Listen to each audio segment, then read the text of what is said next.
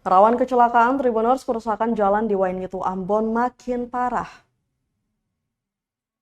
Kerusakan jalan di kawasan Waingitu, Kecamatan Nusaniwe, Kota Ambon makin parah.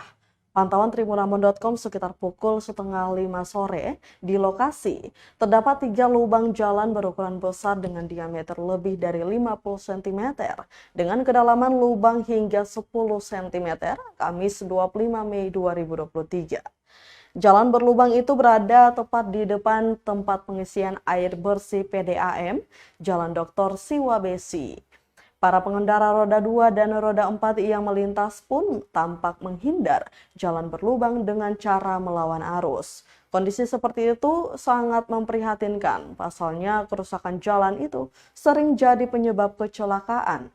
Dikatakan Tribuners, sebelumnya warga setempat secara swadaya telah melakukan perbaikan menggunakan campuran pasir dan semen. Namun perbaikan itu tak bertahan lama. Menurutnya pemerintah kota tidak peduli dengan perbaikan infrastruktur.